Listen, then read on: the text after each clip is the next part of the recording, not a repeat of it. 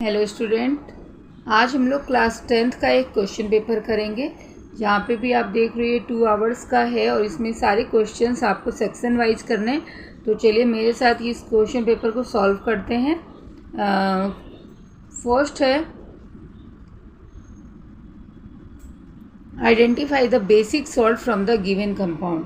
तो इसमें आपका होगा sodium carbonate, correct option, because sodium carbonate जो है वो आपके स्ट्रॉन्ग बेस हैं। Strong base and weak acid के साथ मिल करके आपका यहाँ पे ये फॉर्म करता है स्ट्रॉन्ग बेस। तो ammonium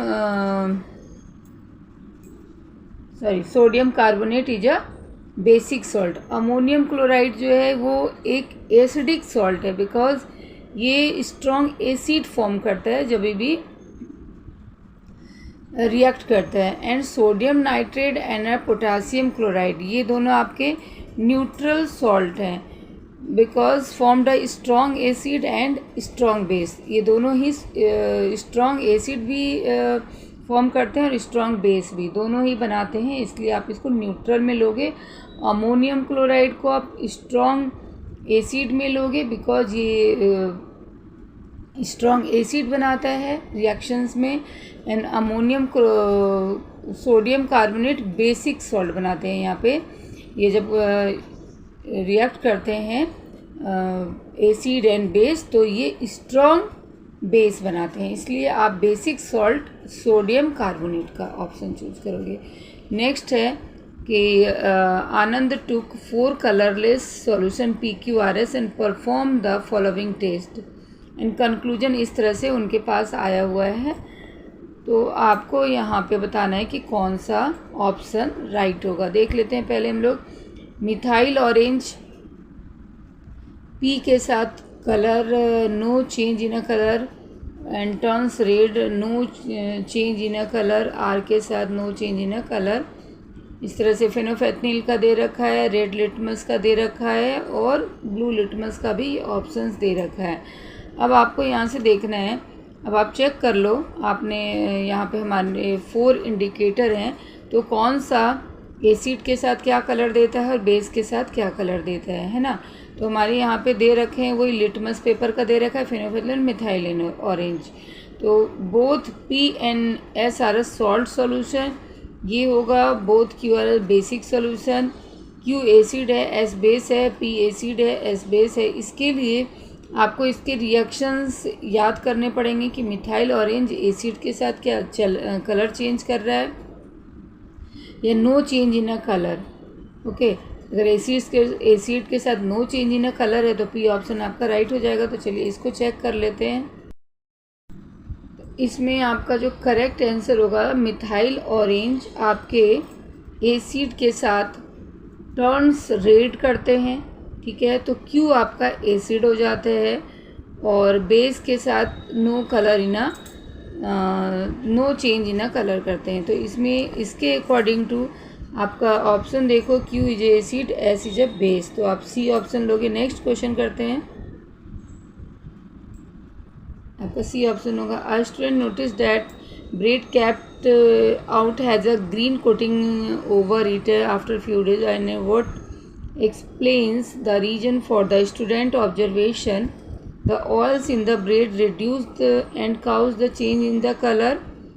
Okay, bread comes in a contact with atmospheric moisture and develop fungal coating. The oil in a bread oxidize and cause rancidity.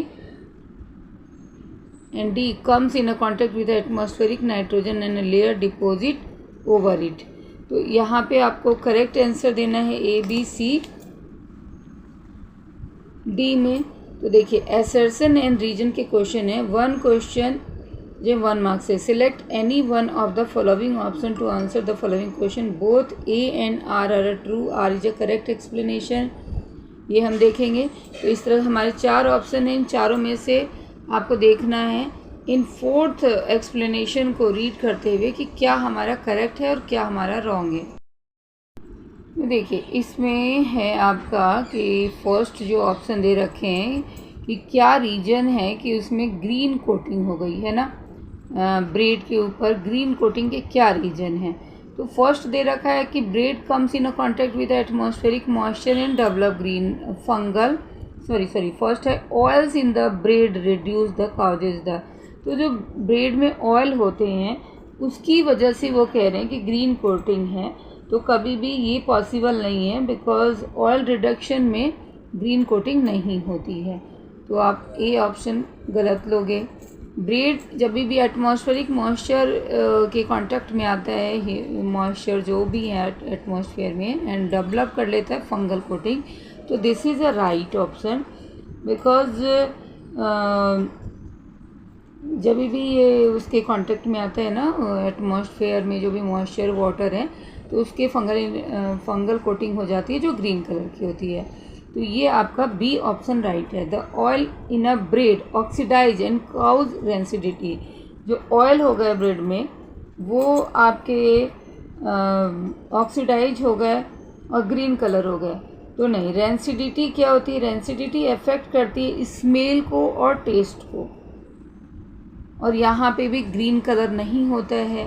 तो ऑयल की रीजन से वो ग्रीन कलर हो जाएंगे, वो नहीं होगा। ये भी आपका रॉन्ग हो जाता है because rancidity affect smell and taste but does not produce a green layer. Okay, and D है comes in a contact with atmospheric nitrogen. Atmospheric nitrogen के कॉन्टैक्ट में आकर के यहाँ पे लेयर डिपोजिट हो जाती है क्या इसके ऊपर ग्रीन कलर की? नो, ये भी आपका रॉन्ग है क्योंकि नाइट्रोजन आपने पढ़ा है इस चैप्टर में, फर्स्ट चैप्टर का ये क्वेश्चन है कि नाइट्रोजन जनरली कौन सी गैस होती है, जैसे चिप्स के पैकेट में या किसी भी उसमें डाले जाते हैं जो पैकिंग वाले मटेरियल्स होते हैं, ये इनर्ट गैस होती है। जनरली ये यूज किया जाता है स्पॉइलिंग या को प्रिवेंट करने के लिए, तो इट इज़ अ गुड। तो इसके कॉन्टेक्ट से कभी भी आपकी जो भी चीज़ें हैं वो उस पर ग्रीन कोटिंग या फंगस नहीं लगते हैं। तो दिस इज ऑल्सो रॉन्ग। तो only B option is a right. तो अकॉर्डिंग टू उसके आप असर्शन और रीजन को ट्रू और फॉल्स करोगे। तो यहाँ पे मुझे यही बताना था, आपका सिर्फ बी ऑप्शन राइट है इस 4 में। ठीक है, नेक्स्ट क्वेश्चन देखते हैं। क्वेश्चन नंबर 4 है, देखिए असर्शन है calcium carbonate when heated gives calcium oxide and water. Okay, और रीजन है कि on heating calcium carbonate displacement reaction takes place. तो बोथ क्या राइट है या बोथ रॉन्ग है, या असर्शन राइट रॉन्ग है या रीजन राइट रॉन्ग है, ये आपको बताना है।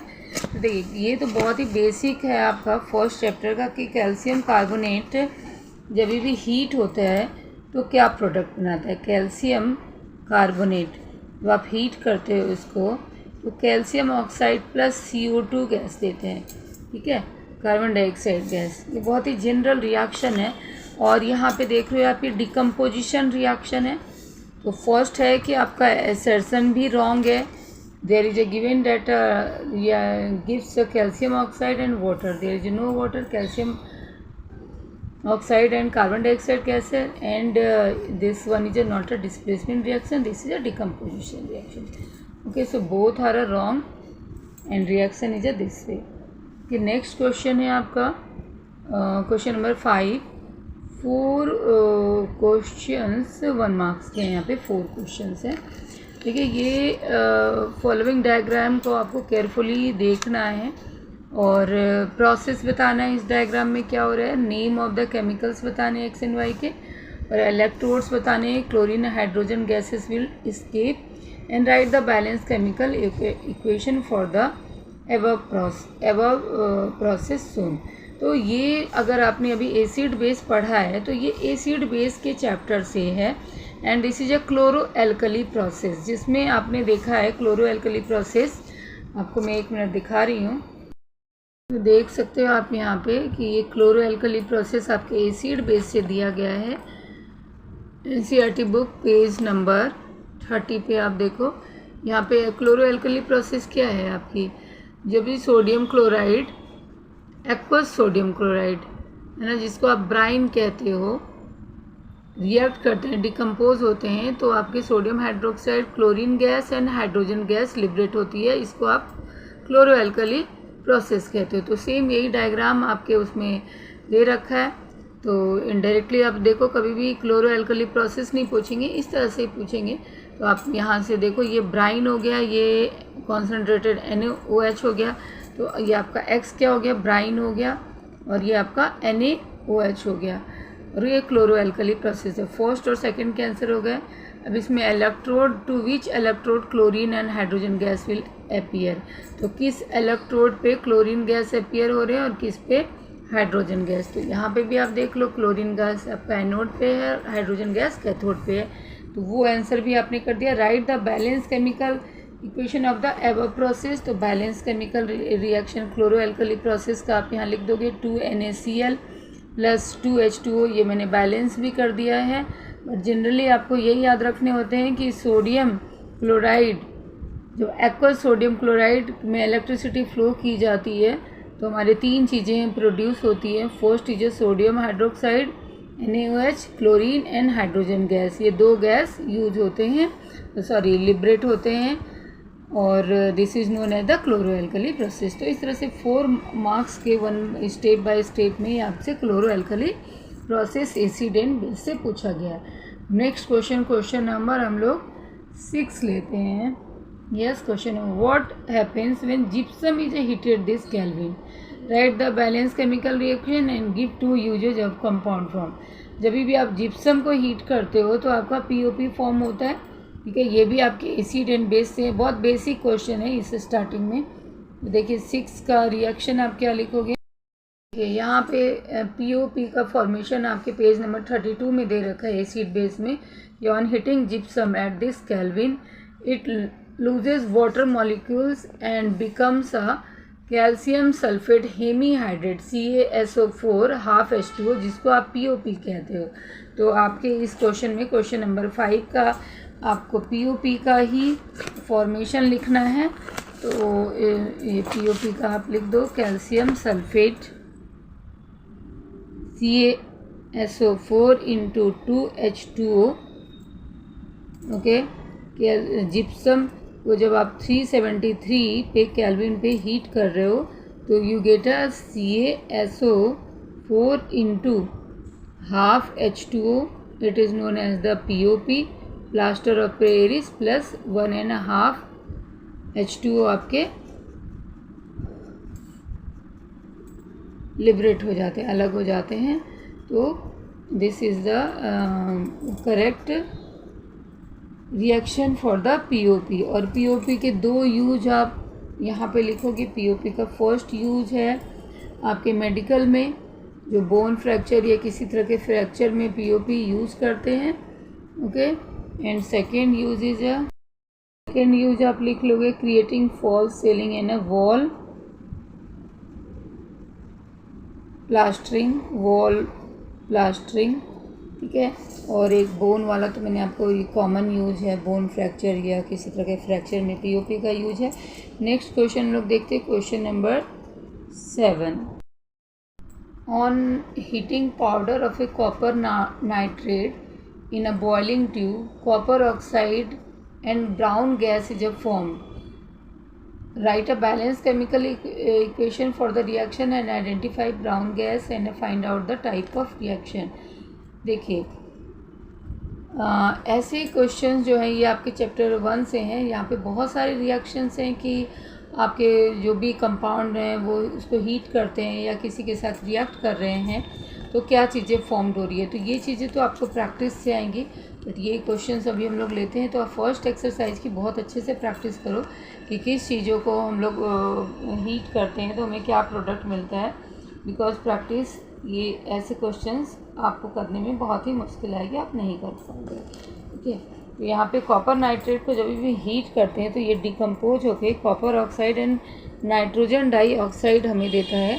तो इसका रिएक्शन आप लिख लोगे क्वेश्चन नंबर 7 का, कॉपर नाइट्रेट NO3 2, जब भी आप इसको हीट कर रहे हो तो आपका कॉपर ऑक्साइड बन गया plus nitrogen dioxide gas NO2 gas बन गया, ठीक है। तो ये आपका जो ब्राउन गैस है ना, ये ब्राउन गैस ये हो गया आपका ब्राउन गैस। और इसको फिर बैलेंस भी आपको करना होगा, बैलेंसिंग भी आपके फर्स्ट चैप्टर में दे रखा है। 4NO2 आ जाएगा। ये ब्राउन कलर का जो गैस है हमारा वो कौन सा है, वो है आपका nitrogen dioxide. And type of reaction क्या है, जब भी किसी चीज़ को हम हीट करते हैं वो डिकम्पोज होती है मेनी कंपाउंड्स में, जिसको हम लोग थर्मल डिकम्पोजिशन कहते हैं। तो type of reaction is a thermal decomposition reaction. ठीक है, तो आपके 3 यहाँ पे थे बैलेंस केमिकल रिएक्शन इक्वेशन लिखना है आपको, ये आपने ब्राउन गैस बता दिया, and type of reaction. Next question देखते हैं, question number 8, 2 millilitre of the sodium hydroxide solution added few pieces of a granulated zinc metal. तो NaOH का रिएक्शन आपको जिंक के साथ बताना है और बैलेंस केमिकल रिएक्शन लिखना है। ये भी आपके फर्स्ट एक्सरसाइज केमिस्ट्री से ही है। तो यहाँ पे अभी जैसा आपको मैंने बताया कि रिएक्शंस के बहुत ज़्यादा प्रैक्टिस करिए, ये आपके क्वेश्चंस बहुत आते हैं। रिएक्शन आप जितना करोगे प्रैक्टिस, जितना ही सीखोगे, तो ऐसे क्वेश्चन आप इजीली आंसर कर पाओगे। जिंक को यहाँ पे आपके दे रखा है, on heating sodium, where is the equation, यहाँ पे आपका ये एसिड बेस में पेज नंबर 20 पे ये आपके दे रखे हैं रिएक्शन। ठीक है, सोडियम हाइड्रोक्साइड जिंक के साथ जब रिएक्ट करते हैं तो क्या बनाते हैं, sodium zincate and hydrogen gas form होती है। ओके, तो ये इक्वेशन आपसे, ये रिएक्शन आपसे पूछा गया है यहाँ पे। ठीक है, 2 ml sodium hydroxide solution heated with a few piece of zinc.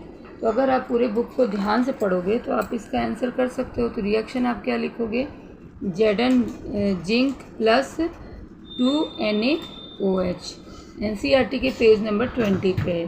तो Na2ZnO2, ठीक है, Na2ZnO2, इसको आप बोलते हो सोडियम जिंकेट। आप वहाँ पे भी जाकर देख सकते हो। और हाइड्रोजन गैस यहाँ पे क्या होती है, प्रोड्यूस होती है। तो फर्स्ट तो हमने बैलेंस केमिकल रिएक्शन लिख दिया एंड प्रोडक्ट भी बता दिए। Write the test to detect the gas produce. कौन सा गैस प्रोड्यूस हो रहा है, तो हाइड्रोजन गैस, बिकॉज यहाँ पे एक पॉप साउंड आती है जिससे हम बताते हैं कि ये हाइड्रोजन गैस है। Name the gas which is involve when metal carbonate react with acid. अब एक नेक्स्ट में आ जाते हैं। देखिए, एक ही क्वेश्चन में 2 क्वेश्चन है कि जो गैस हमारी इवॉल्व हो रही है हाइड्रोजन गैस, और उसको जब हम कार्बोनेट के साथ रिएक्ट करेंगे, metal carbonate react with the acid, तो name the gas which is evolve when metal carbonate react कर रही है एसिड के साथ, तो कौन सा गैस बन रहा है में जो हमारे से पूछा गया है, name the gas which is evolve when metal carbonate react with acid. तो इसके लिए भी देखिए आपके पेज नंबर 20, जहाँ हमने जिंकेट वाला सोडियम जिंकेट का देखा, वहीं पे मेटल कार्बोनेट है Na2CO3। जब आपके एसिड हाइड्रोक्लोरिक के साथ रिएक्ट करते हैं तो सोडियम क्लोराइड H2 और CO2 बनाते हैं। तो आपको यही रिएक्शन यहाँ पे भी लिखना है। ठीक है, कौन सा गैस इवॉल्व हो रहा है, तो CO2, कार्बन डाइऑक्साइड। तो ये रिएक्शन आप लिखोगे एंड बैलेंस केमिकल रिएक्शन। तो आपने लिखा Na2CO3 sodium carbonate plus HCl, 2HCl, direct balance ही कर दिया वहाँ से, 2NaCl plus H2O plus CO2। तो यहाँ पे आपसे 2 क्वेश्चन पूछ लिए गए इसी में, और 4, 5 एक था, और ये 1, 2, 3 एक था जिंकेट वाला, और दूसरा सोडियम कार्बोनेट जब एसिड के साथ रिएक्ट कर रहे हैं तो कौन सा गैस बना रहे हैं, तो CO2 बना रहे हैं। तो इस तरह आप देख रहे हो कि अगर आप केमिकल रिएक्शंस को बहुत ध्यान से करते हो तो आप सारे आंसर्स कर पाते हो। Next question number 15, right the function of the following. First है आपका ब्रोंकोलस, इसका फर्स्ट फंक्शन आपको लिखना है HCl hydrochloric acid, gall bladder and a valve. Bronchioles का फंक्शन आप लिखोगे, it is a tiny branch to air passage into the lungs, means कि छोटे छोटे बहुत ही बारीक बारीक ब्रांचेज होते हैं for the air passage into the lungs that deliver oxygen rich air to एलोबुलाई। एलोबुलाई को ये वो एयर पास करते हैं जिसमें काफ़ी ऑक्सीजन हो, तो ये टाइनी ब्रांचेज हैं, तो इसको आप इतना ही छोटा लिखोगे, tiny branches to pass the oxygenated air to the एलोबुलाई। Okay, एलोबुलाई कहाँ होते हैं? हमारे लंग्स में होते हैं, और काफ़ी सारे होते हैं जो हमारे गैसियस एक्सचेंज के लिए हेल्पफुल होते हैं। नेक्स्ट हो गया HCl। HCl हाइड्रोक्लोरिक एसिड का जो फंक्शन है, it is a primary component of gastric juice. Gastric juice का ये प्राइमरी कंपोनेंट है HCl। ये क्या है? It maintain highly acidic medium हमारे स्टमक में डाइजेशन के लिए। ये मीडियम को हाईली एसिडिक बनाता है जिससे प्रोटीन इफेक्टिवली डाइजेस्ट हो जाती है। तो आप लिखोगे it maintain highly acidic medium. Acidic medium का रेंज जो लगभग होता है 1.5 to 3 to digest protein in food and help the killing microbes. तो 2 फंक्शन हो गए, ठीक है। HCl एक तो मीडियम को इस तरह से एसिडिक मीडियम बनाकर उसको हेल्पफुल करता है, सो कि ना प्रोटीन डाइजेस्ट हो सके और उसके माइक्रोब्स किल हो सके। तो इसके फंक्शन में आप लिखोगे protein digestion, okay, immunity defence यानी इम्यूनिटी सिस्टम को स्ट्रॉन्ग करना, न्यूट्रिएंट्स एब्जॉर्प्शन, तो ये फंक्शन भी इसके साथ में लिखोगे HCl का। अब आ जाता है next gall bladder. Gall bladder में क्या लिखोगे? इट पियर शेप्ड ऑर्गेन, बहुत ही छोटा सा पियर फ्रूट है उसके शेप का ऑर्गेन है in upper right abdomen. Upper right abdomen में ये पियर शेप्ड ऑर्गेन है। इनका फंक्शन क्या है? ये स्टोर रखते हैं बाइल जूस को। डाइजेस्टिव जूस है bile juice in liver, okay. तो बाइल जूस का फंक्शन क्या होता है? ये हमारे फूड को बहुत ही छोटे छोटे टाइनी उसमें कन्वर्ट करते हैं, मीन्स कि डाइजेशन में हेल्प करते हैं बाइल जूस, ओके। तो बाइल जूस को स्टोर करने वाला कौन सा है? Gall bladder.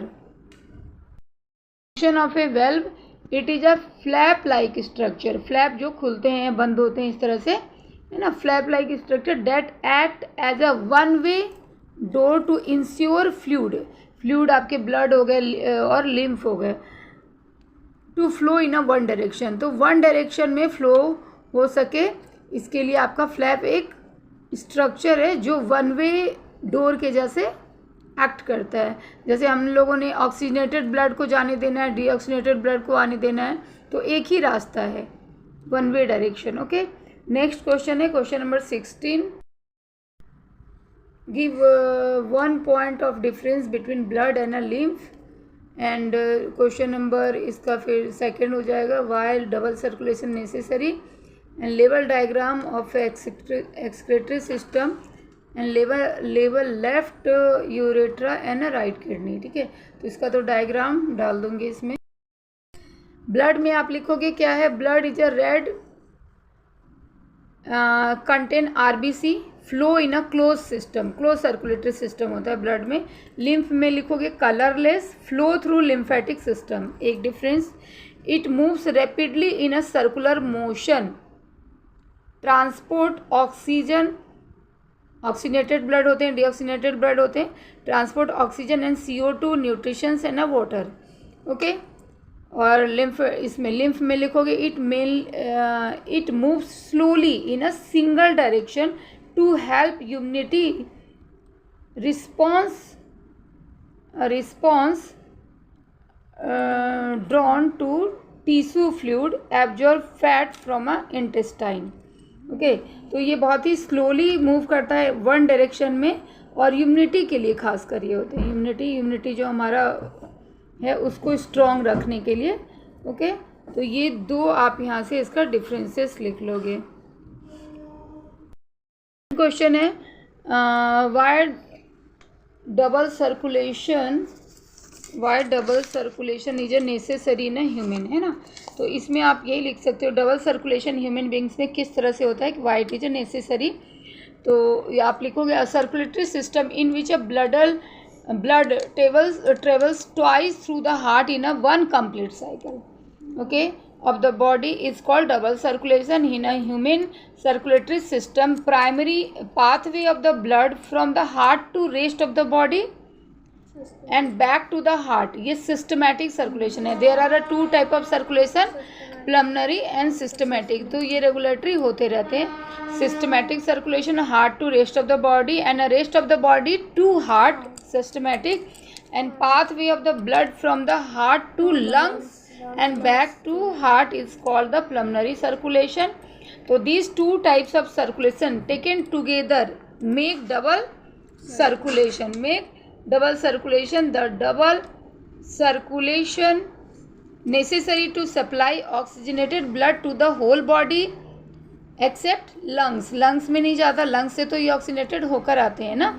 And then get to deoxygenated blood reoxygenated in the lungs. lungs में reoxygenated होते हैं. deoxygenated means CO2 को खाली करके वहाँ पे फिर से ऑक्सीजन भर के reoxygenated हो जाते हैं lungs में. So this is our answer. Okay, third है लेवल डायग्राम ऑफ एक्सक्रेटरी सिस्टम. इसका मैं यहाँ पे डायग्राम डाल देती हूँ. Right left urethra and right kidney का, इसको वहाँ से देखोगे. फिर नेक्स्ट हमारा फिजिक्स पार्ट है, जो हम फिजिक्स पार्ट करेंगे इसके. ओके, ये question number 17. As a ray of light entered medium P from medium Q. ठीक है, पी मीडियम से जब क्यू मीडियम में एंटर करती है, इसकी वेलोसिटी क्या हो जाती है? इंक्रीज हो जाती है. What can be said about a refractive index of the medium P as compare to Q. तो आपने यहाँ पे रिफ्रैक्टिव इंडेक्स में पढ़ रखा है कि हमारा मीडियम पी, सपोज हमारा पी से जब क्यू में एंटर कर रही है तो पी की यहाँ पे रे of light enter medium P from Q. तो Q का मीडियम आप ग्लास ले लीजिए, ठीक है, और P का मीडियम आप एयर ले लीजिए, क्योंकि ये ऑप्टिकली क्या है? रेयर मीडियम है. तभी जब ये आपकी यहाँ पे रे ऑफ लाइट ऐसे एंटर करती है तो इसको लाइटर मिलती है, ऑप्टिकली लाइटर मीडियम मिलती है. तो इसकी स्पीड क्या हो जाती है? स्पीड तेज़ हो जाती है, इंक्रीज हो जाती है. तो ऐसे में जब भी स्पीड इसकी इंक्रीज हो जाएगी तो रिफ्रैक्टिव इंडेक्स इसकी क्या हो जाएगी? लोअर हो जाएगी. तो refractive index of the medium P as compare to Q is a lower, not a higher, क्योंकि स्पीड इंक्रीज हो गई तो रिफ्रैक्टिव इंडेक्स इसकी आपकी मीडियम पी में उसकी लोअर हो जाएगी. ओके, तो ए ऑप्शन होगा. अब सेकंड क्वेश्चन है, 18 नंबर क्वेश्चन है. To lenses of power plus 2.5 dioptre and 50 होगा. एंड इसका है आपका दूसरा है -3.7 डायप्टर. कंबाइंड फॉर्म में है तो आपको फोकल लेंथ बताने हैं. तो देखिए, एक पी आपका लेंस क्या है यहाँ पे? प्लस में है और एक माइनस में है. तो आप कंबाइंड पावर निकालो यहाँ पे. P इक्वल टू 2.5 माइनस 3.7, तो आपका ये -1.2 डायप्टर आ जाएगा. ओके, P इक्वल टू आपका क्या होता है? 1/f. तो f की वैल्यू आ जाएगी 1/p माइनस में 1.2. इसको आप सॉल्व करोगे और आपको सेंटीमीटर में यहाँ पे बताना है. ऐसा लिखा हुआ है, सेंटीमीटर में बताइए. तो आपका जाता है 5/6. इसको सॉल्व करते हो तो 6 पे 0.68 जा 48, ठीक है, और 1 डेसिमल तक ही निकाल लिया. ये मेरा मीटर में आया, तो इसको मैं सेंटीमीटर करने के लिए 100 से इंटू करूँगी तो 80 सेंटीमीटर के अप्रॉक्स आ जाएगा. ये आपका जो ऑप्शन यहाँ पे 4 ऑप्शंस गिवन हैं, 4 ऑप्शंस 40, ये तो -80, बिकॉज हमारा क्या आ रहा था? ये माइनस में आ रहा था, तो -80 इसका फोकल लेंथ होगा. ओके, अब नेक्स्ट क्वेश्चन है question number 19. Okay, an ant was in front of a convex lens as shown below. Which of the following image is a correct. तो यहाँ पे लेंस में आप देखो, कॉन्वेक्स लेंस में ऑप्टिकल सेंटर और एफ के बिटवीन आपका इमेज ऑब्जेक्ट है, तो इमेज इसकी कैसी बनेगी, आपको इनमें से ऑप्शंस चूज करने हैं। तो जब भी इनके बिल्कुल एफ और इसके वो होती है तो हाईली मैग्नीफाइड बन जाती है, तो और दूसरी साइड बनती है। इधर ऑब्जेक्ट है, आपने कॉन्वेक्स लेंस में देखा है कि एक साइड इधर ऑब्जेक्ट रखा है तो हमारी दूसरी साइड बनेगी जब इसके बिटवीन रहेगी सेम, और यहाँ पे रहेगी तो सेम साइड बनेगी, सॉरी यहाँ पे सेम साइड बनेगी, और बाकी सिचुएशन में सब में ये अपोजिट साइड बन रही है। तो ये आपका क्या हो जाता है, सेम साइड में ही आपका बनेगा, ये वर्चुअल और इरेक्ट बनेगा। 1 मिनट में आपको दिखाती हूँ। आप इस डायग्राम को देखो, ऑब्जेक्ट जब हमारे ऑप्टिकल सेंटर और एफ के बिटवीन होती है तो उसी साइड में बन रही है, तो वर्चुअल और इरेक्ट बन रही है। ठीक है, इरेक्ट का मतलब क्या होता है, अपराइट। ओके, और बाकी सिचुएशन में आपने यहाँ पे 6 सिचुएशन पढ़ रखा है, तो बाकी सिचुएशन में वो क्या होती है, मिरर के अपोजिट साइड में बनती है। जैसे मैं आपको दिखा रही हूँ, ऑब्जेक्ट आपका कहाँ पे है, ये ऑब्जेक्ट आपका फोकस पे, तो दूसरी साइड पे इन्फिनिटी पे बन रही है। और फिर ऑब्जेक्ट जब आपके एफ़ और 2F के बिटवीन में है तो दूसरी साइड में ही ये आपके 2F के बियॉन्ड बन रही है। तो इस तरह से सब दूसरी साइड बन रही है। 6 ये मैंने अपने एक वीडियो में समझा रखा है किस तरह से इमेज फॉर्म्ड होते हैं, बहुत आसान तरीके से। तो चलिए अपने क्वेश्चंस पे आते हैं। देखा यहाँ पे कि अगर हमारे फोकस और ऑप्टिकल सेंटर के बीच में ऑब्जेक्ट रखी गई है तो इसी साइड में इमेज बनेगी, और वर्चुअल यानी सेम साइड बन रही है, इसी साइड में जिधर रखी है उधर ही बनेगी, और हाईली मैग्नीफाइड बनेगी, बड़ी बनेगी ये। और इरेक्ट मतलब सीधी, ये सीधी है ये टेढ़ी है, तो छोटी तो बनेगी नहीं, दोनों ऑप्शन में देखना है, तो ये वाली आप लोग की। ठीक है, अब नेक्स्ट क्वेश्चन हम लोग देखते हैं। So diagrammatically, how should 2 converging lenses be arranged so that a parallel beam of light becomes parallel after passing through 2 lenses? ठीक है, दूसरे लेंस से जब भी आपकी डायग्राम से आपको दिखाना है कि 2 कन्वर्जिंग लेंस को हम किस तरह से रखें जिससे कि पैरेलल बीम ऑफ लाइट जब उनकी पास हो तो पास होने के बाद भी वो पैरेलल से हो। इसके लिए आप ये डायग्राम बनाओगे, ये आपका कन्वर्जिंग लेंस है। ओके, कॉन्वेक्स लेंस, ये भी एक कॉन्वेक्स लेंस है, तो यहाँ से जितने भी पैरेलल रे ऑफ लाइट जाएगी, ये प्रिंसिपल एक्सिस है, मैंने सिर्फ 2 पैरेलल रे बनाएंगे, तो ये यहाँ पे मीट होगी दूसरी साइड में। ओके, और फिर से ये जब दूसरे लेंस से पास होती है कन्वेक्स लेंस से तो ये पैरेलल में होकर जाएगी। ओके, तो आप उसको यहाँ पे ऑप्टिकल सेंटर से एक तरह से आप देखो बीच बिल्कुल बीच से पास करते हुए फिर दूसरे लेंस से पास करके इस तरह से शो करोगे, यहाँ पे आपका इक्वल फोकल लेंथ बनेगा। ओके, नेक्स्ट क्वेश्चन देखते हैं। इस रे डायग्राम को आपको कंप्लीट करना है। देखिए यहाँ पे क्या है, ये हमारा ऑब्वियसली एयर मीडियम होगा और ये डेंसर मीडियम दिख रहा है, ये ग्लास या फिर वाटर आप कुछ भी ले सकते हो। तो यहाँ पे जब भी इंसिडेंट रे पड़ेगी तो ये सीधी ना जा करके इस तरह से ये इसको मैं देखिए ये फिर बना रही हूँ, ये सीधी जानी चाहिए, लेकिन यहाँ पे क्या है, ये डेंसर ऑप्टिकली डेंसर मीडियम है तो आपकी ये वाली लाइन इस तरह से कुछ जाएगी। ओके, आप ऐसे नहीं ले करके ये आपके नॉर्मल के टुवर्ड्स बेंड हो जाएगी क्योंकि ये डेंसर मीडियम हो गया। तो आपको डायग्राम कुछ इस तरह से बनाना है, यहाँ पे आपको आर देना है। ठीक है, चलिए नेक्स्ट क्वेश्चन देखते हैं। The image formed by concave mirror is observe to be real and inverted. Image जो है कॉन्केव मिरर की बात हो रही है और इमेज आपके रियल और इन्वर्टेड हैं, ऑब्जेक्ट से लार्जर हैं, तो आपको बताना है कि where is the object place and उसके डायग्राम बनाने हैं। ठीक है, तो आपने अगर कॉन्केव मिरर के 6 पोजीशन को पढ़ रखा है कि ऑब्जेक्ट जब इन्फिनिटी पे होती है तो इमेज फोकस पे बनती है, और बियॉन्ड सी जब होती है तो वो आपके एफ और सी के बिटवीन बनती है। इस तरह से आपने पढ़ रखा है, इसको मैं एक बार दिखाती हूँ आपको। तो इसमें जब भी रियल इन्वर्टेड बन रही है और लार्जर बन रही है तो किस तरह का डायग्राम होना चाहिए देने के लिए आपने एक बार इसको देख लेना है। ऑब्जेक्ट जब आपकी कॉन्केव मिरर में इन्फिनिटी पे आ रही है तो फोकस पे बन रही है ना, इमेज फोकस पे बन रही है और बहुत ही डिमिनिश्ड बनती है। रियल इन्वर्टेड कब बोल रहे हैं, जब रियल जब मिरर के सामने ही है, इन्वर्टेड प्रिंसिपल एक्सिस से नीचे। तो यहाँ पे भी यही सिचुएशन है। दूसरा, जब आप देखोगे कि ऑब्जेक्ट बियॉन्ड सी रखी है तो सी और एफ के बिटवीन बन रही, थोड़ी सी बड़ी हो जाती, ये भी रियल इन्वर्टेड है। और तीसरी पोजीशन को आप देखते हो, जब सी पे हमने रखा है तो भी आपकी इमेज वहीं पे बन रही है, इक्वल साइज की बन रही है, रियल इन्वर्टेड बन रही है।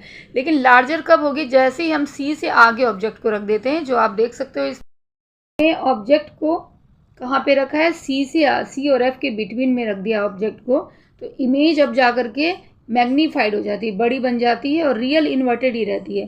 तो आपके क्वेश्चन में ये दिया है कि आप ऑब्जेक्ट को कहाँ रखोगे जिससे आपकी इमेज रियल बने, इन्वर्टेड बने। तो रियल आपको जैसे मैंने बार बार बताया कि अगर मिरर के सामने इमेज बन रही है तो वो रियल है, तो ये रियल है, इन्वर्टेड प्रिंसिपल एक्सिस के नीचे, और ये मैग्नीफाइड है, बड़ी है। तो आप इसमें लिखोगे ऑब्जेक्ट को आपको एफ और सी के बिटवीन प्लेस करना है। तो अकॉर्डिंग टू क्वेश्चन आपको यहाँ पे ये रे डायग्राम बनाने हैं इस क्वेश्चन के लिए, ठीक है। एफ और सी के बिटवीन आप रखोगे, और which used rear view mirror and why, ठीक है। कौन सा रियर व्यू मिरर ये है इसमें, तो आप देख रहे हो कॉनकेव मिरर ही है। अब चलिए नेक्स्ट क्वेश्चन हम लोग देख रहे हैं 24। An object of size 7 centimetre is placed at a 27 centimetre in front of A concave mirror. Radius of curvature आपको 36 दे रखा है। आपको डिस्टेंस निकालना है मिरर से ऑब्जेक्ट का, कितनी दूरी पे इमेज बन रही है। At what distance from the mirror should be screen to be place so that a sharp focused image can be obtained. और साइज, नेचर, इमेज के बताने आपको। फिर आपको सेंटर ऑफ कर्वेचर और दूसरा पोल ऑफ स्फेरिकल मिरर इस तरह से बताने हैं। तो देखिए इसको हम पहले न्यूमेरिकल कर लेते हैं। क्वेश्चन में आपका ऑब्जेक्ट साइज H1 हम लोग लेंगे जो 7 सेंटीमीटर गिवन है। कॉनकेव मिरर के फ्रंट में है, तो आपको पता है कि मिरर के फ्रंट में ऑब्जेक्ट है, तो आप इसको माइनस में लोगे, -27। और रेडियस ऑफ कर्वेचर आपका R दे रखा है 36। तो F क्या होता है, इसका हाफ होता है R/2, तो आप इसको 18 लोगे। और ये कॉनकेव मिरर है, तो कॉनकेव मिरर में आपका फोकस क्या होता है, फोकल लेंथ जो होता है वो माइनस होता है, क्योंकि आपने देखा है कि यहाँ पे कन्वर्जिंग होती है, सारी की सारी रे मिल करके फ्रंट में इमेज बना रही है, तो आप इसको -8 लोगे, ठीक है। अब मिरर फार्मूला आप लिखो। मिरर फार्मूला आपका क्या है, mirror formula 1/v equal to 1 plus लगा लो 1/u अपॉन 1/f। तो यहाँ पे आपको 1/v निकालना है, 1/f माइनस 1/u। आप इसमें वैल्यू लगा लीजिए 1/v, और f आपका -18 माइनस यहाँ पे -27 से ये -27, तो ये दोनों आपके प्लस हो जाएंगे। तो आप लिख लो -1/18 प्लस 1/27, ओके। अब 18 और 27 का एलसीएम निकाल लेते हैं, 54, ठीक है। 18 3 जा -3 और 27 2 जा, तो आपका -1/54 आ जाता है। तो v की वैल्यू आपकी क्या आ जाती है, v की वैल्यू आपकी -54 हो गई। तो ये जो इमेज है आपकी वो कहाँ बनेगी, देखिए हमने मिरर में पढ़ रखा है कि इमेज आपकी सारी सिचुएशंस में क्या होती है, इन फ्रंट ऑफ मिरर जब भी बन रही है तो सारी की सारी रियल इन्वर्टेड हो रही है, और रियल इन्वर्टेड इमेज क्या होती है, माइनस होती है, ठीक है। तो ये वाली आपकी जो इमेज है ये सामने बनेगी, माइनस साइन से आपको पता चल रहा है कि इन फ्रंट ऑफ मिरर बनेगी। तो इन फ्रंट ऑफ मिरर बनने से ये रियल एंड इन्वर्टेड बनेगी। तो नेचर आप लिखोगे रियल एंड इन्वर्टेड। रियल का मतलब मिरर के फ्रंट में, इन्वर्टेड मतलब प्रिंसिपल एक्सिस से नीचे, ठीक है। अब आप ये नहीं है लार्जर वगैरह, ये अभी मैं नहीं देख रही हूँ यहाँ पे, रियल और इन्वर्टेड आप बनाओगे। अब इसकी साइज हम लोग निकालते हैं। तो साइज का फॉर्मूला क्या है, magnification, m equal to H2/H1, और m इक्वल टू आपका क्या है, -v/u। तो आप यहाँ पे मैग्नीफिकेशन फर्स्ट निकालोगे, या फिर आप दोनों को ही एक साथ इक्वेट कर लो, ठीक है, कि मैग्नीफिकेशन H2/H1 और ये। तो आपको हाइट ऑफ ऑब्जेक्ट यहाँ पे गिवन है 7, तो आप लिखो -v/u इक्वल टू H2/H1। यहाँ पे वैल्यू लगाते हैं, इसकी वैल्यू है -54, तो ये +54, और नीचे आपका u की वैल्यू -27, H2 आपको निकालना ही है, H1 आपका 7 गिवन है। तो 27 2 जा हो गया, H2 की वैल्यू आपकी आ जाती है यहाँ से, आप देखिए H2 की वैल्यू 7 2 जा 14 -14। तो आपका हाइट ऑफ ऑब्जेक्ट क्या है 7 है और हाइट ऑफ इमेज क्या बन रही है -14। तो माइनस से आपको क्लियर हो रहा है कि आपके इमेज के मिरर के फ्रंट में है और हाईली इनलार्ज है, ये इनलार्ज है, देख पा रहे हो आप। अगर आपने 6 पोजीशन मैंने एक वीडियो में बता रखा है, जब आप सेंटर ऑफ सी पे रखते हो तो आपका ऑब्जेक्ट आप सी पे रखते हो तो आपकी इमेज भी सी पे बनती है ना, और सी और एफ के बिटवीन में जब कर देते हो तो वो आपकी बड़ी हो जाती है, पीछे जाकर हो जाती है। तो यहाँ पे इमेज आपकी क्या बन रही है, साइज -14 से इनलार्ज बन रही है। तो हमने नेचर देख लिया रियल इन्वर्टेड और साइज हो गई हाईली इनलार्ज। इसके बाद define of centre of curvature, तो ये आपको मालूम है सेंटर ऑफ कर्वेचर क्या है, C centre of curvature are that is a half double of the F, focus आप बोलोगे फोकल लेंथ, उसको आप डिफाइन कर लीजिए डायग्राम से। और स्फेरिकल मिरर के पोल के बारे में आपको बताना है तो पोल को भी आप डिफाइन कर सकते हो। चलिए मैं आपको डायग्राम से समझा देती हूँ। डायग्राम से आपको क्लियर है कि मिरर का जो सेंटर है वो पोल कहलाता है और centre of curvature it's a, जब भी आप मिरर को इस तरह से पूरा स्फेरिकल में लोगे, पूरे मिरर को कंप्लीट करोगे तो ये मिरर का सेंटर होता है, सेंटर ऑफ कर्वेचर। आप देख रहे हो centre of curvature focal length is half of the centre of curvature, तो इसको आपको डिफाइन कर लेना है। ओके तो होप आपको ये पूरा क्वेश्चन पेपर अच्छे से समझ में आया हो और and it is helpful for you, और यहाँ से आप प्रैक्टिस कर सकते हो। तो ऐसे कई क्वेश्चंस पेपर के लिए और अपने मैथ के लिए, साइंस के लिए, जो भी आप 10th क्लास के बच्चे हो, आप मेरे चैनल को सब्सक्राइब कर सकते हो और यहाँ पे वीडियोस से आप प्रैक्टिस कर सकते हो, अपने क्वेश्चंस भी आप पूछ सकते हो। यहाँ पे आपको हाईली इम्पॉर्टेंट और रिकमेंडेबल क्वेश्चंस मिलेंगे, मैथ के बहुत ही हॉट क्वेश्चंस हैं जो आपके क्वेश्चन पेपर में आते हैं। वो सारे क्वेश्चंस आपको यहाँ से प्रैक्टिस करने के लिए मिलेंगे, जिसकी ये है कि आप एक बार अगर आप उस वीडियो को उस क्वेश्चंस को देखते हो और इस वीडियो के थ्रू सॉल्व करते हो तो 100% गारंटेड आप उस क्वेश्चन को सही तरीके से एग्ज़ाम में भी सॉल्व कर पाओगे। तो आप मेरे चैनल पे आके अपनी प्रिपरेशन बेहतर कर सकते हैं साइंस और मैथ के लिए। Okay then bye bye, next video तक के लिए। नेक्स्ट हम लोग बायोलॉजी सेक्शन देख रहे हैं। देखिए यहाँ पे ग्राफ रिप्रेजेंट कर रहा है blood lactic acid concentration and athletes during a race of this metre so a peak at the point D.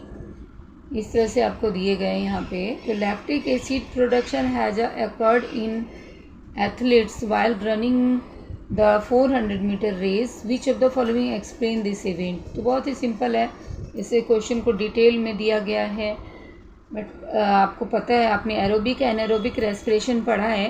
तो इन anaerobic respiration there is a formation of a lactic acid that accumulate in the muscles because of the lack of the oxygen।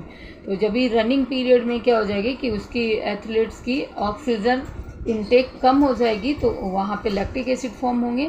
So correct option is anaerobic respiration. Question number 10 है, in which of the following vertebrate group heart does not pump oxygenated blood to the different part of the body। तो ये आपके life process chapter से है, जिसमें आप देखोगे कि जहाँ पे हार्ट चैम्बर के आपके को दे रखे हैं, मैं आपको एक बार बुक में भी दिखाती हूँ कहाँ पे गिवन है, पहले आंसर दे देती हूँ। तो कौन से वर्टिब्रेट हैं जिसमें कि डीऑक्सीनेटेड ब्लड मीन्स कि नॉट ऑक्सीजनेटेड ब्लड मीन्स कि डीऑक्सीनेटेड ब्लड डिफरेंट हार्ट से पंप होते हैं। तो पाइसेस एंड एम्फीबियंस, तो पाइसेस है, ओनली पाइसेस है, but there is a given a Pisces and amphibians. तो आप इसको नहीं लोगे, फर्स्ट नहीं लोगे, ठीक है। This is not a correct answer, हमारा ओनली पाइसेस होगा, डी होगा। इसमें दोनों मिले हुए हैं, बिकॉज पाइसेस के जो होते हैं डीऑक्सीनेटेड ब्लड पंप होते हैं टू द गिल्स में, हार्ट टू गिल्स में होते हैं और गिल्स से फिर oxygenated rest of the body में जाते हैं। एम्फीबियंस और रेप्टाइल्स जो हो गए, ये आपके जो होते हैं वो 3 चैम्बर्स होते हैं जहाँ पे कि ऑक्सीजनेटेड डीऑक्सीजनेटेड कई बार मिक्स हो जाते हैं। और यहाँ पे तो आपका एम्फीबियंस के अलग हो गए वो 4 चैम्बर और 2 चैम्बर के होते हैं। तो पाइसिस इसके क्वेश्चन के अकॉर्डिंग टू आप ये लोगे। अब देखो ये आपका कहाँ पे गिवन एनसीईआरटी में, एनसीईआरटी बुक के पेज नंबर 92 पे जो क्वेश्चन आपसे पूछे गए हैं, ये आप देखिए जहाँ आपका हार्ट का दिया हुआ है ना। तो इस पेज पे आप देख सकते हो oxygen enter the blood in the lungs वाले में यहाँ आपका दे रखा है feces on the other hand have only 2 chambers on their heart and the blood is pumped to the gills oxygenated there, gills में होते हैं, passes directly to rest of the body। तो blood does not once through the heart, ये feces only one cycle होते हैं। और सबके जो भी अभी हमने पढ़ा वो चैम्बर्स यहाँ पे ही एनिमल्स के 2 चैम्बर्स 3 चैम्बर्स लिखे गए हैं। तो इस पैसेज को आप देखना यहाँ पे आपका गिवन है। तो राइट आंसर इसका फाइसेस होगा। अब नेक्स्ट क्वेश्चन देखते हैं। नेक्स्ट क्वेश्चन है, देखिए vena cava is the largest when of the body which collect blood from the human body. Okay, and second है aorta. Aorta is the only artery that supply deoxygenated blood to the heart। Okay, इस question में कौन सा right है कौन सा wrong है, या बोथ राइट है बोथ रॉन्ग है, इसको हम लोग इसी डायग्राम से समझ लेते हैं। यहाँ पे आपके बायोलॉजी में है पेज नंबर, एनसीईआरटी में आप देखो पेज नंबर 92 पे है ये, ठीक है। ये देखिए यहाँ पे क्या गिवन है, इसे देखो अरोटा है ये आप देख रहे हो, ये आपका क्या है, ये ऑक्सीजनेटेड ब्लड लेकर आ रहा है, oxygenated blood. And vena cava आप यहाँ पे देखो ये deoxygenated blood rest of the body से यहाँ पे लंग्स में लेकर आ रहा है, ठीक है।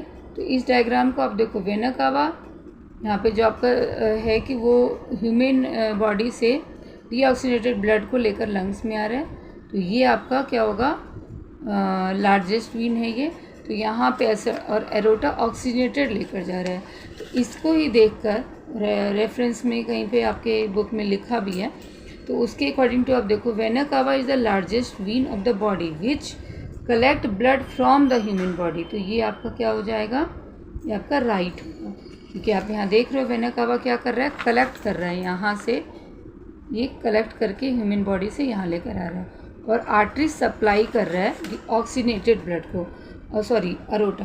तो अरोटा ये आर्टरी है ओनली जो ऑक्सीजनेटेड ब्लड को सप्लाई कर रहा है होल बॉडी में। तो दिस इज रॉन्ग। तो artery that supply deoxygenated blood to the heart, this is wrong, this is a right. तो this one according to, but आपको यहाँ पे क्या है, अपनी तैयारी रखनी है कि वेना कावा का क्या फंक्शन है। तो लार्जेस्ट वेन है जो आपके डीऑक्सीजनेटेड ब्लड को पूरी बॉडी से, ह्यूमन बॉडी से कलेक्ट करके लेकर आता है, ओके। बट अरोटा जो है वो सप्लाई करते हैं ऑक्सीजनेटेड। तो ये आपको ध्यान रखना है। अब चलिए नेक्स्ट क्वेश्चन, ये केस स्टडी 4 क्वेश्चन है इस तरह से। Plastic cups are use to serve tea in a train. Early days में प्लास्टिक कप यूज़ किए जाते थे। अब this could be return to the vendors and clean and reuse. और बाद में वो प्लास्टिक कप ऐसा लिखा हुआ है कि रीयूज कर लिया जाता था। लेटर कुल्हड़ जो मिट्टी के बने होते थे वो यूज किए जाते थे प्लास्टिक कप की जगह पे। अब नाउ पेपर कप्स यूज किए जा रहे हैं टी सर्व करने के लिए। तो why do we use a paper cup in instead of kulhad, इसका रीज़न देना है। और 2 मेथड बताइए डिस्पोजिंग गार्बेज अराउंड अस को, कैसे जो भी हमारे हैं गार्बेज उसको किस तरह डिस्पोज करना है। ये आपके लास्ट चैप्टर से है बायोलॉजी के। What are the consequences of if decomposer are absent in the ecosystem के डिकम्पोजर जो बैक्टीरिया हैं, माइक्रो ऑर्गेनिज्म है, अगर ये एब्सेंट हो गए तो क्या कॉन्सिक्वेंसेस होंगे। तो इस क्वेश्चन को आप आसानी से कर सकते हो। इसका आंसर मैं आपको सिर्फ एक्सप्लेन कर देती हूँ। तो इसमें जो है क्यों आप पेपर कप कुल्हड़ के बजाय प्रेफर करते हो या यूज़ करते हो, बिकॉज देखिए कुल्हड़ क्या है, हमारे मिट्टी से बनी हुई है। तो इसमें अगर हम लोग अदरवाइज ऐसे तो ये गुड है, बट इसमें आपका क्या है, टॉप सॉइल के डेप्लीशिएशन होते जाएंगे। यानी कुल्हड़ बनाने से मिट्टी हमारी टॉप सॉइल जो है वो फर्टाइल टॉप सॉइल ख़त्म होगी। तो इस वजह से हम उसको प्रेफर नहीं करते हैं। और हमने जो प्लास्टिक अपनी पेपर कप की बात की है, तो वो हाइजीनिक भी है, बायोडिग्रेडेबल भी है, और उसकी प्रोडक्शन से हमारा सॉयल रिसोर्सेज का डेप्रिसिएशन स्टॉप होता है। तो दिस इज़ द रीज़न कि हम पेपर कप्स को ज़्यादा प्रेफर कर रहे हैं। और 2 मेथड्स आपके डिस्पोजिंग गार्बेज अराउंड अस क्या है, कंपोस्टिंग है, रिसाइकलिंग है, और भी मेथड्स आप देख सकते हो, नेचुरल रिसोर्सेज से है ये। और क्या कॉन्सिक्वेंसेस होंगे अगर आपके डिकम्पोजर ही एब्सेंट हो जाए इकोसिस्टम में, तो वेस्ट एकमलेट होता जाएगा, वेस्ट का डिकम्पोजिशन नहीं होगा तो वेस्ट आपके क्या हो जाएगा, इकट्ठा होता जाएगा। और दूसरी चीज़ न्यूट्रिएंट साइक्लिंग जो है वो आपकी स्टॉप हो जाएगी। तो आप इसको डिटेलिंग में लिख सकते हो। चलिए नेक्स्ट क्वेश्चन देखते हैं।